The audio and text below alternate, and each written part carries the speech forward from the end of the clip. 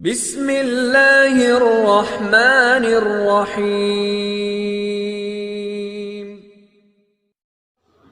السلام علیکم ورحمۃ اللہ وبرکاتہ۔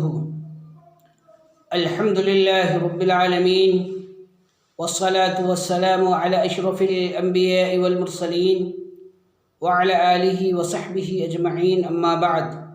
اعوذ باللہ السمیع العلیم من الشیطان الرجیم، بسم اللہ الرحمن الرحیم۔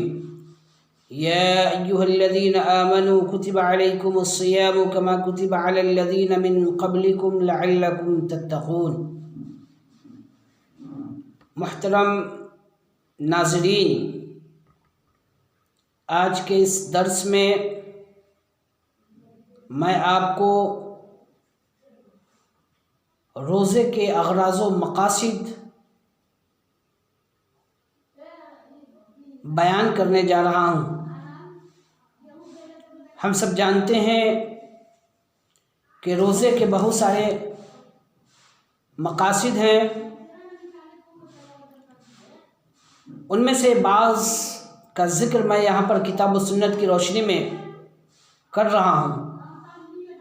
پہلا مقصد، روزے کا پہلا مقصد یہ ہے کہ انسان تقوی حاصل کر لے، اور ہم جانتے ہیں کہ تقوی کا مطلب ہوتا ہے اللہ تعالیٰ کے احکام کو بجا لانا اور منہیات سے رک جانا، جیسا کہ اللہ تبارک و تعالیٰ نے سورہ بقرہ آیت نمبر 183 میں فرمایا، یا ایہا الذین آمنوا کتب علیکم الصیام کما کتب علی الذین من قبلکم لعلکم تتقون۔ اے ایمان والو، تمہارے اوپر روزہ فرض کیا گیا جیسا کہ تم سے پہلی امتیوں پر فرض کیا گیا تھا، لعلکم تتقون، تاکہ تم لوگ تقوی حاصل کر سکو، متقی بن جاؤ، اللہ کا خوف تمہارے دلوں کے اندر رچ بس جائے۔ روزہ کا دوسرا مقصد نفس کو صبر کا عادی بنانا، شہوت کے غلبے کے وقت ارادے کو مضبوط بنانا، جیسا کہ ارشاد نبوی ہے، یا معاشر الشباب من استطاع منکم الباءۃ فلیتزوج فإنہ اغض للبصر واحسن للفرج ومن لم يستطع فعلیہ بالصوم فإنہ لہ وجاء۔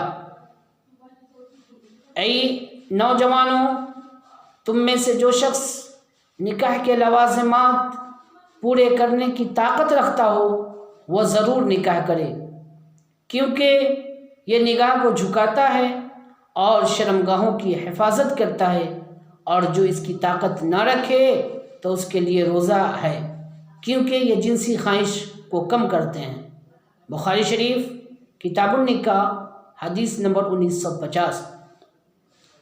روزے کا تیسرا مقصد مساکین اور غربا پر شفقت و مہربانی کرنا ہے۔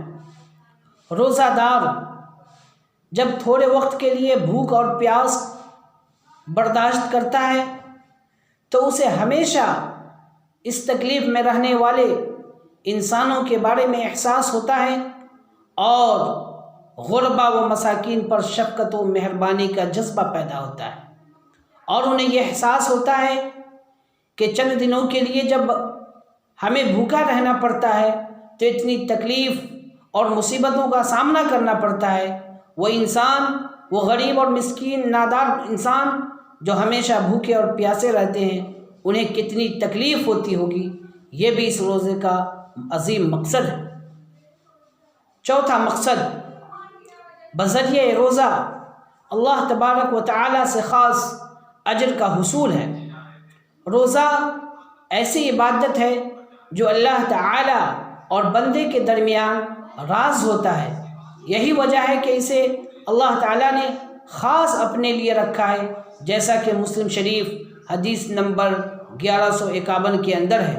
اللہ کے رسول صلی اللہ علیہ وسلم نے فرمایا، کل عمل ابن آدم یضاعف الحسنۃ بعشر امثالها الى 700 ضعف قال اللہ عز وجل الا الصوم فانہ لی وانا اجزی بہ۔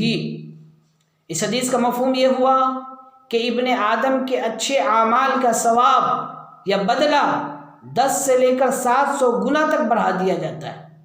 یعنی ایک انسان جب اچھے کام کو انجام دیتا ہے تو اللہ تبارک و تعالی اس کے اعمال کے اخلاص کی بنیاد پر اس اعمال یا اس عمل کا بدلہ 10 سے لے کر 700 گنا تک دیتا ہے۔ لیکن اللہ نے فرمایا الا الصوم، سوائے روزہ کے، فإنہ لی وأنا أجزی بہ، چونکہ روزہ میرے لیے ہے اور میں ہی اس کا بدلہ عطا کروں گا۔ اس حدیث قدسی سے پتہ چلا کہ اللہ تبارک و تعالی نے روزے کے ثواب کو متعین نہیں کیا، اس کی حد بندی نہیں کی، بلکہ اللہ تبارک و تعالی روزے دار کے اخلاص اور ان کے عبادات کی روشنی میں اللہ تبارک و تعالی اس کو اس قدر اجر و ثواب عطا فرمائے گا جس کا وہ اندازہ نہیں کر سکتا۔ چونکہ قرآن کریم کے اندر بھی اللہ فرماتا ہے انما یوفون الصابرون بغیر حساب، کہ جو لوگ روزہ رکھتے ہیں اللہ تبارک و تعالی انہیں بغیر حساب کتاب کے اجر و ثواب عطا فرمائے گا، یعنی اللہ تبارک و تعالی انہیں بہت زیادہ ثواب عطا کرے گا۔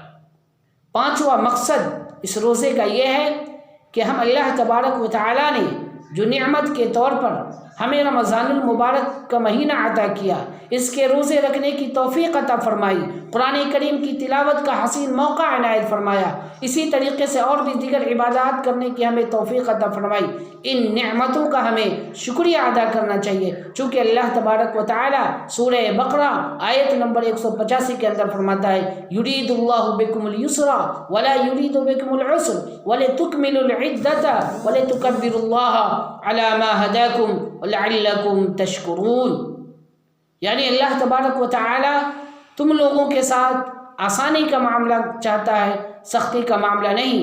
وَلِتُكْمِلُوا الْعِدَّةَ، تاکہ تم لوگ گنتی پوری کر لو۔ وَلِتُكَبِّرُوا اللَّهَ عَلَى مَا هَدَاكُمْ، اور اللہ تبارک و تعالیٰ نے جو تمہیں ہدایت دی ہے اس بنا پر تم اللہ رب العالمین کی تکبیر تحمید بیان کرو۔ وَلَعَلَّكُمْ تَشْكُرُونَ، اور شاید کہ تم لوگ شکر گزار بن جاؤ گے۔ اس لیے ہمیں اگر یہ نعمت ملتی ہیں تو ہمیں اللہ رب العالمین کا بہت زیادہ شکریہ ادا کرنا چاہیے، چونکہ اللہ نے دوسری جگہ فرمایا لَإِن شَكَرْتُمْ لَأَزِيدَنَّكُمْ وَلَإِن كَفَرْتُمْ إِنَّ عَذَابِي لَشَدِيدٌ۔ اس لیے آئیے اللہ تعالیٰ سے دعا کرتے ہیں کہ اللہ تبارک و تعالیٰ ہم مسلمانوں کو بھی روزے کے اغراض و مقاصد کو سمجھنے اور رمضان کے مہینے میں زیادہ سے زیادہ اچھے اعمال کرنے کی توفیق عطا فرمائیں، آمین۔